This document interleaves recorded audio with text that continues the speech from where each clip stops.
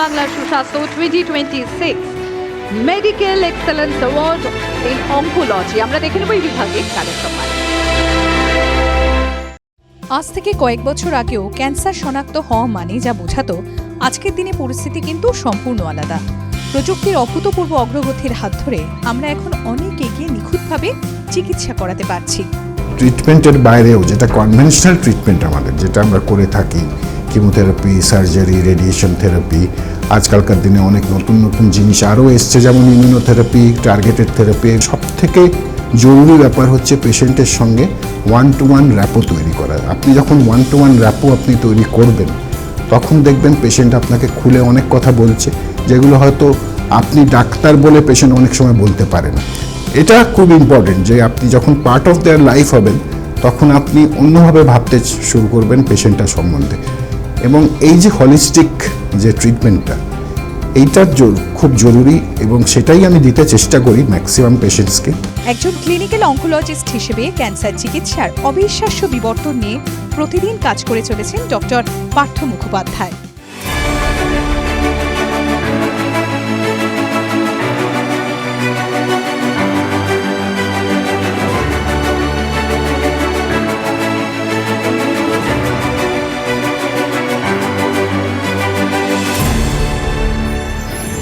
TV9 Bangla সুস্বাস্থ্য 2026 medical excellence award oncology বিভাগে সম্মানিত ডক্টর পার্থ মুখোপাধ্যায়, অঙ্কোলজি বিশেষজ্ঞ ডক্টর পার্থ মুখোপাধ্যায়কে আমি মঞ্চে আসতে অনুরোধ করব। আর একবার জোরে হাততালি হয়ে যাক ডক্টর মুখোপাধ্যায়ের জন্য।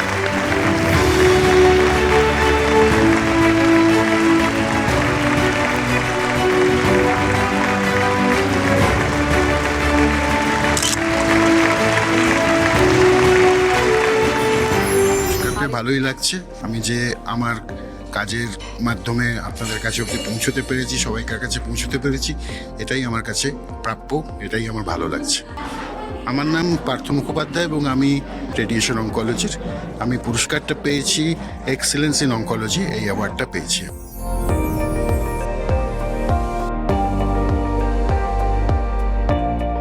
ডক্টর মুখোপাধ্যায়, ক্যান্সার, আপনি একজন অঙ্কোলজিস্ট, সেই হিসেবেই আপনার কাছে জানতে চাইব, আপনার কি মনে হয় যে প্রাথমিক পর্যায়ে ক্যান্সার ডিটেক্ট হওয়া কতটা প্রয়োজন, এবং যত আর্লি সেটা ডিটেকশন হবে, তত আর্লি সেটা ট্রিটমেন্ট স্টার্ট হলে সেটা একজন রোগীর জন্য কতটা উপকারী হতে পারে?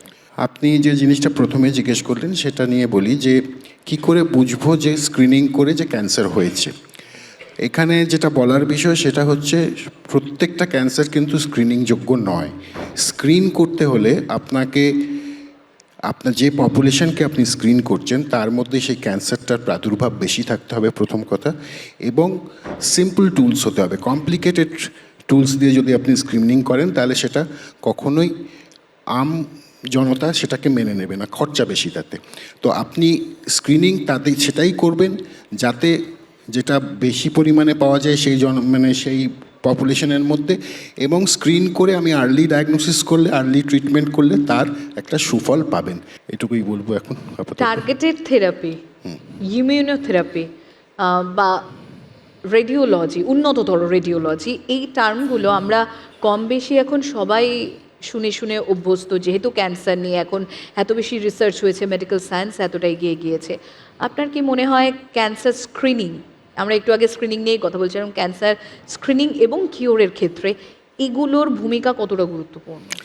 এই যে ইমিউনোথেরাপি বা টার্গেটেড থেরাপি, মানে টার্গেটেড থেরাপি হচ্ছে একটা স্পেসিফিক টার্গেটকে ওই ওষুধটা অ্যাটাক করে, যেটা সেলের মধ্যে আছে। তাছাড়া যেটা আপনি বললেন নতুন ধরনের রেডিয়েশন থেরাপি এখন ভীষণ প্রিসাইজ, আগেকার মতন রেডিয়েশন থেরাপি আর নেই।